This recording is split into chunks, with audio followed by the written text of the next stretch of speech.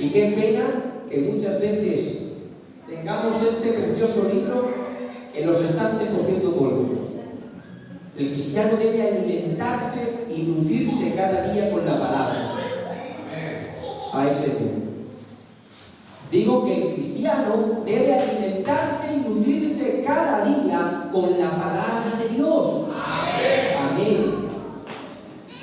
Hoy traigo un consejito de la palabra de Dios que yo creo que va a hacer bien. Mire, yo creo que el pastor me dará la razón con esto.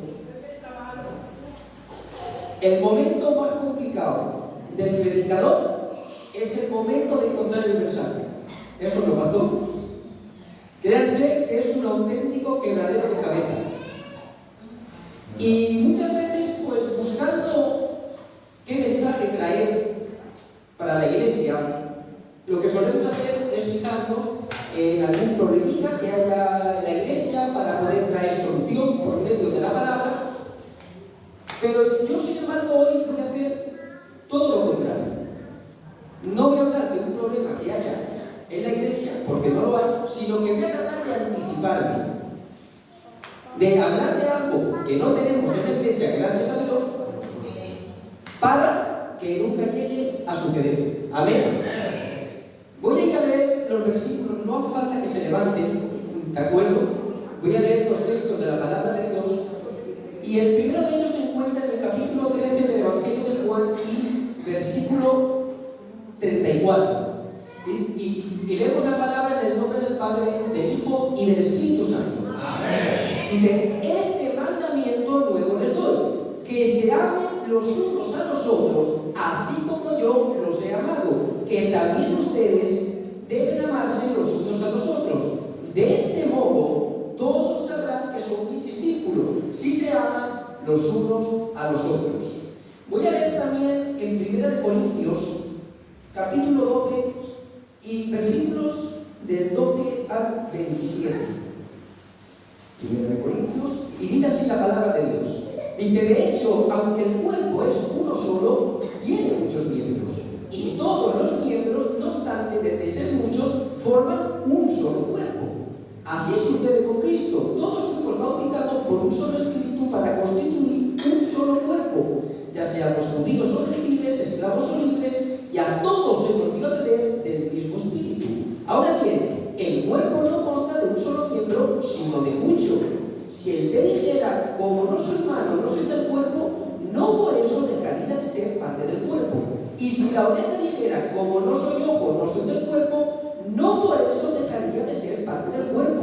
Si todo el cuerpo fuera ojo, ¿qué sería del oído? Si todo el cuerpo fuera oído, ¿qué sería del olfato? En realidad, Dios colocó cada miembro del cuerpo como mejor le pareció. Y si todos ellos fueran un solo miembro, ¿qué sería del cuerpo? Lo cierto es que hay muchos miembros, pero el cuerpo es uno solo. Leo el versículo 27. Ahora bien, ustedes son el cuerpo de Cristo y cada uno es miembro de ese cuerpo. Vamos a dar un fuerte aplauso a su santo y divina palabra. Querido pastor, tenemos que estar en las manos de Dios.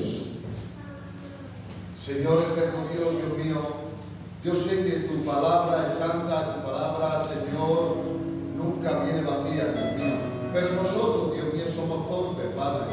Te pido que tomes ahora la persona de mi hermano José, Dios mío, y le hagas fácil, Señor, para que nosotros podamos entender, Padre mío, y podemos nutrirnos de tu palabra y de lo que tú has puesto en su corazón para nosotros, Señor. En tus manos lo pongo en el nombre de Jesús. Amén. Sin duda, uno de los mandamientos de Cristo que más resalta en la palabra de Dios es este de Juan 13:35, donde Jesús nos da el mandamiento de amarnos los unos a los otros entre aquellos que hemos nacido de nuevo. No solo nos dice que es un mandamiento, sino que además Cristo resalta que es la marca distintiva del cristiano.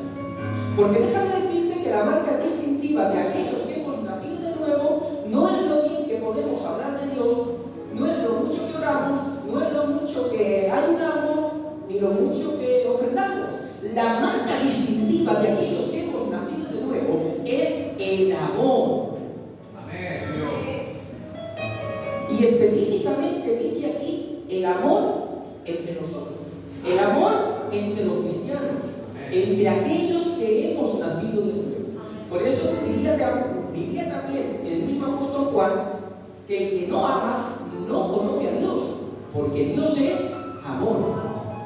El amor que debes sentir hacia tus hermanos de la iglesia es algo indispensable en tu vida cristiana. Déjame decirte claro y contundente que no hay vida cristiana donde no hay vidas que manifiestan amor hacia sus hermanos de la iglesia. Miren, en el capítulo 13 de Primera de Corintios, el apóstol Pablo describe el amor de dos maneras, diciendo lo que es el amor, pero también resaltando cosas que no son amor. Y en ese apartado donde el apóstol Pablo dice lo que no es amor, dice cosas como: el amor no es envidioso, el amor no es rencoroso, no es orgulloso, no es egoísta y no se alegra de la maldad. Por eso, a la luz de lo que la palabra dice que es el amor que tanto usted como yo debemos manifestar, déjame decirte que no podemos llamarnos hijos de Dios y sentir envidia hacia nuestros hermanos de la iglesia.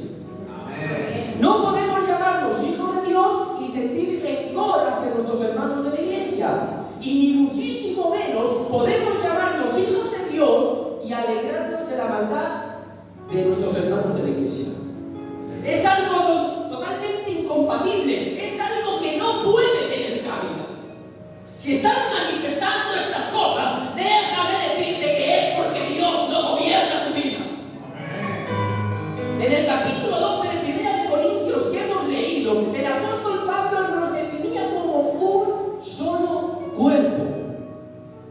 Un solo cuerpo con muchos miembros, donde la mano no puede actuar por su cuenta, donde el pie no puede actuar por su cuenta, porque si no, todo acaba en desastre.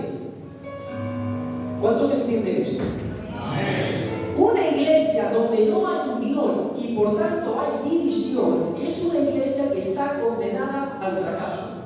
Decía nuestro Señor Jesucristo en Marcos 3:25, aunque en un contexto distinto, pero que se puede aplicar: si una casa está dividida contra sí misma, no puede prevalecer, sino que ha llegado a su fin. Sí, Señor. Una iglesia donde hay división no va a necesitar de enemigos externos, como el diablo, que Dios lo reprenda, para que se destruya por dentro, sino que ella misma se bastará para destruirse. Cuando una iglesia empieza a dividirse, está dejando de ser iglesia porque no está actuando como iglesia y no va a poder ser útil en las manos de Dios. Porque una iglesia donde no reina el amor es una iglesia donde no reina Dios. Yo antes decía que este mensaje yo lo hago con la intención de anticiparme. ¿Por qué? Porque yo puedo decir, y si no dicen una rotunda a esto, les prometo que me bajo, que aquí en Rojales, de lo que podemos presumir y decir con voz alta, es que hay una iglesia unida. Amén. ¿Me vale? Por eso, en esta tarde, por medio de la palabra de Dios, me gustaría hablar de algunas cosas que traen división a la iglesia. ¿Para qué? Para que tratemos de evitarlas a toda costa. Porque son cosas que no pueden estar en medio de nosotros. Vamos a dar un fuerte aplauso a nuestro Dios.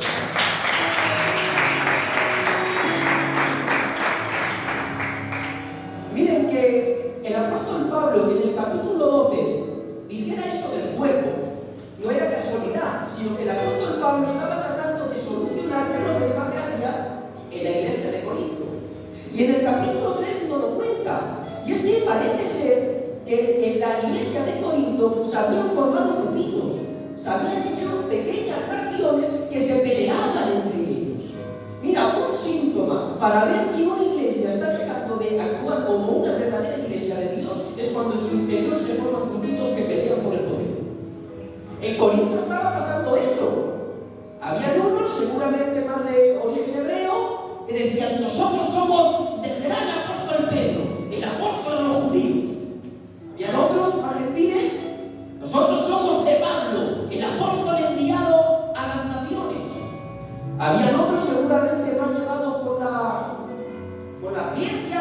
filosofía que decían nosotros somos del gran predicador Apolos. Y otros que para mí sinceramente eran los peores de todos, con aire de santurrones, decían nosotros ni de Pablo ni de Pedro, nosotros somos de Cristo. Olé de verdad, fenómenos todos. Miren hermanos, hay cosas aquí dentro de la iglesia donde todos debemos pensar igual. Cristo es Dios. Creemos en un Dios trino. Cristo se hizo hombre y murió por nuestros pecados.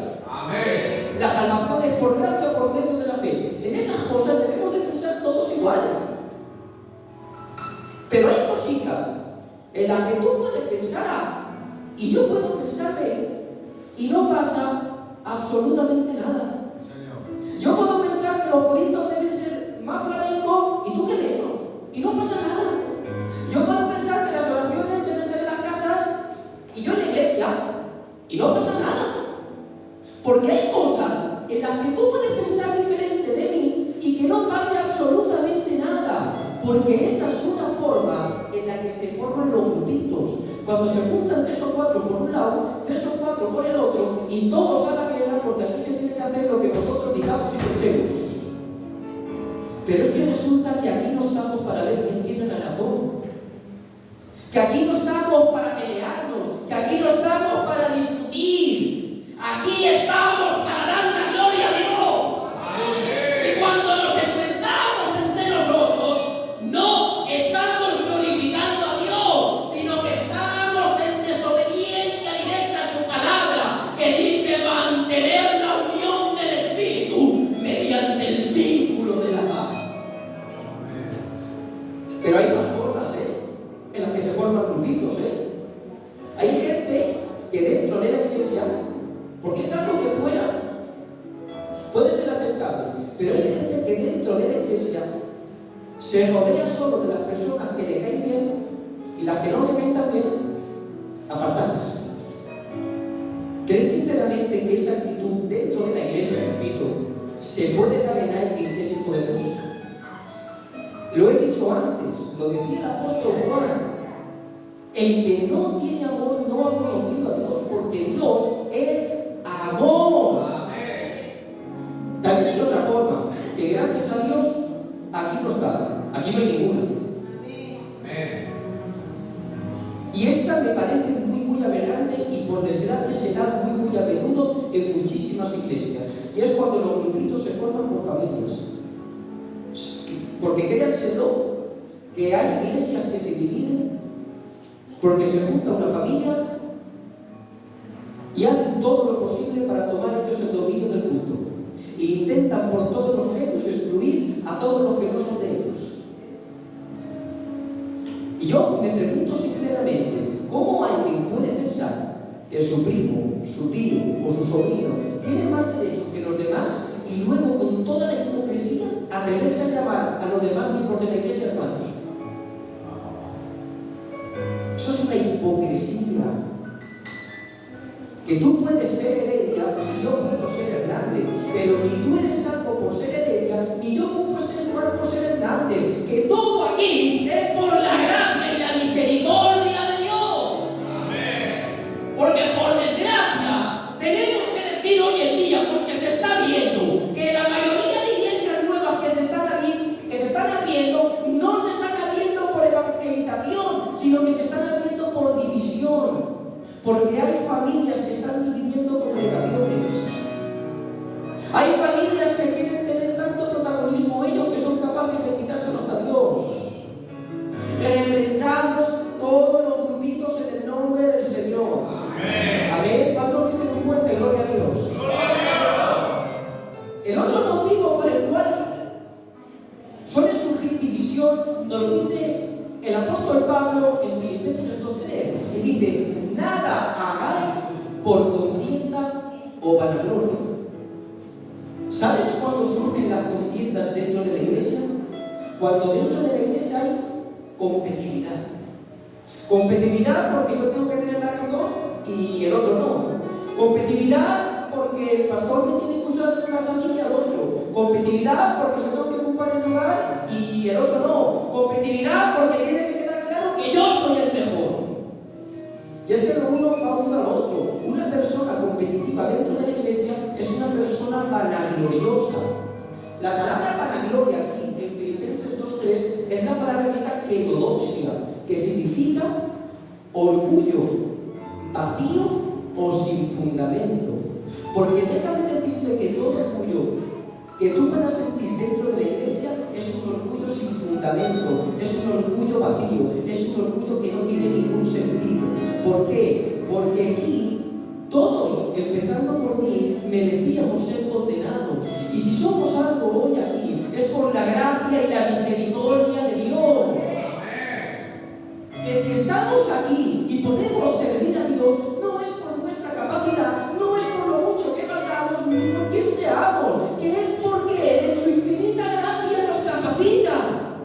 Para que me puedan entender que yo no ocupo este lugar porque estudie mucho, ni porque hable muy bien, que no lo hago, sino que es porque Dios en su misericordia y en su gracia decidió capacitarme para el servicio. Y lo mismo pasa con el coro, lo mismo pasa con el ofrendero, con el cajero y con cualquier servicio, por mínimo que sea dentro de la iglesia. Todo es porque Él nos capacita.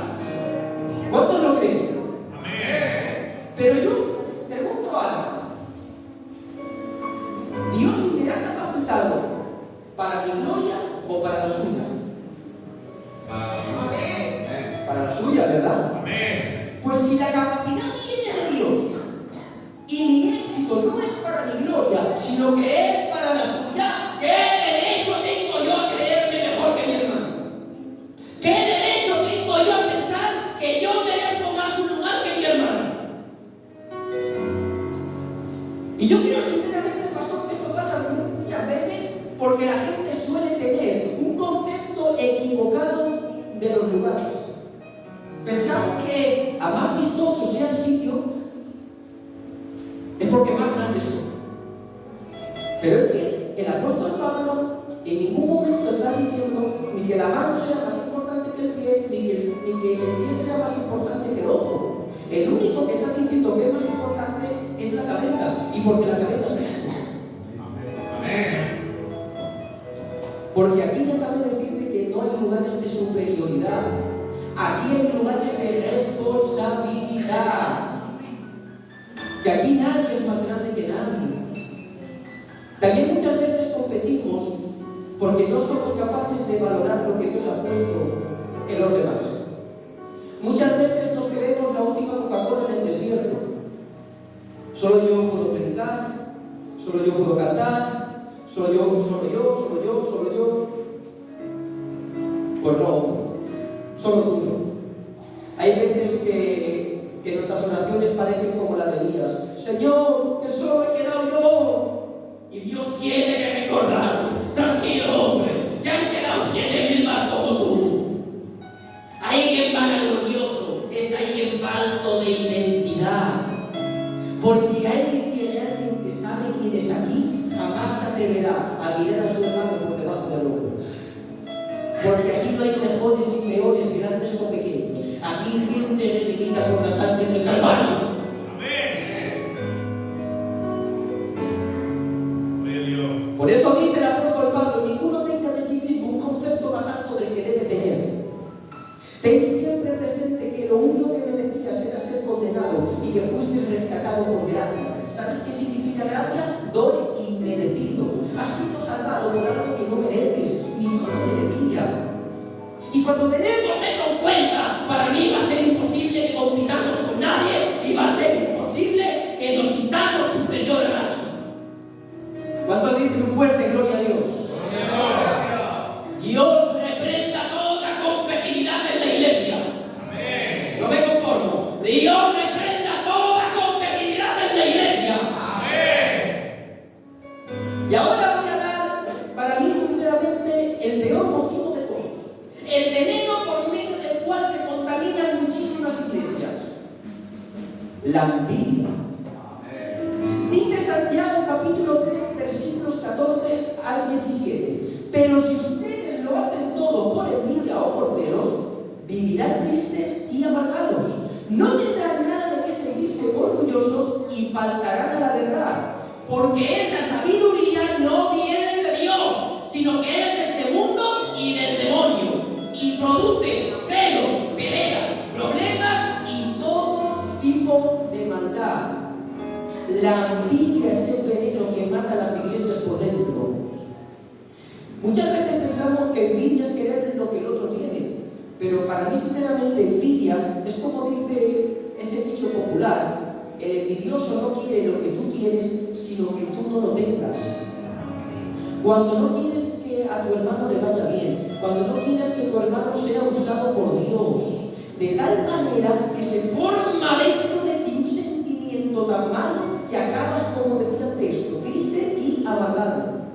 Porque que no te quepa ninguna duda que la envidia, el primero que consume, es el que la tiene.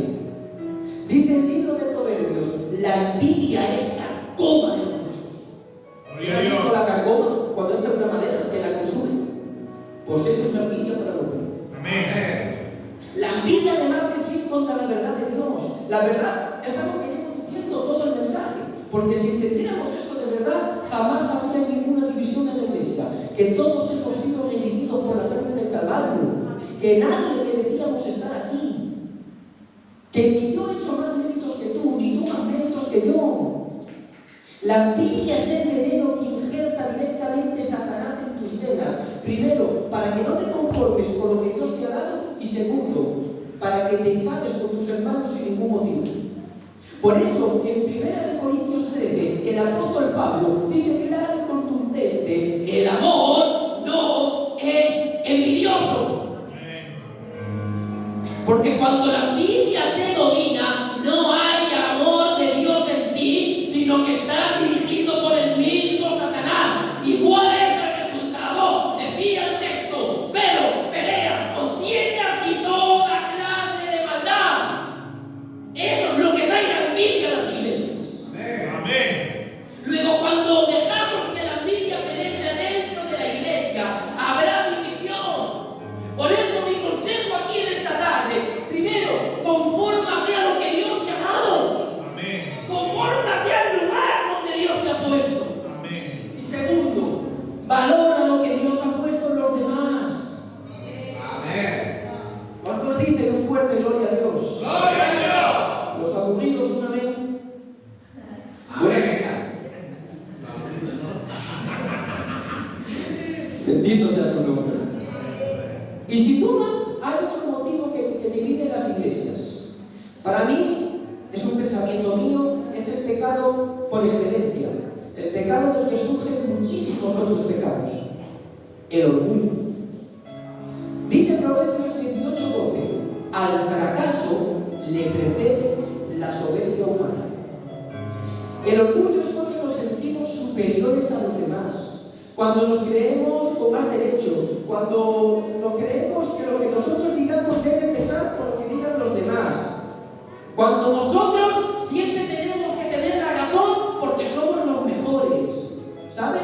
Un orgulloso prefiere una iglesia dividida que tal de llevarse la razón. Porque un orgulloso valora más su posición que el amor de Dios en medio de la iglesia. Por eso el orgulloso tomará la medida que tenga que tomar en tal de salirse con la suya. Por eso, como hemos dicho antes, ninguno tendrá de sí mismo un concepto más alto del que debe tener. Por eso decía el texto que al fracaso siempre le precede la soberbia humana. Porque déjame decirte claro y contundente que quien es orgulloso aquí, más tarde o más temprano, se conduce al fracaso. Lo vuelvo a decir, ¿de acuerdo? Quien es orgulloso dentro de la iglesia, más tarde o más temprano, acaba fracasando. Amén. Decía nuestro Señor Jesucristo: porque el que se enaltece será humillado, pero el que se humilla será enaltecido. Amén. Y es que pocas cosas aborrece más Dios que la soberbia humana. ¿Sabes por qué? Porque cuando tú te estás sintiendo orgulloso a ti, estás pensando que mereces algo por ti mismo, estás pensando que mereces algo por quién eres, estás pensando que mereces algo por tu capacidad. Y lo vuelvo a decir reiteradamente, que aquí el que capacita y el que da el lugar es Dios.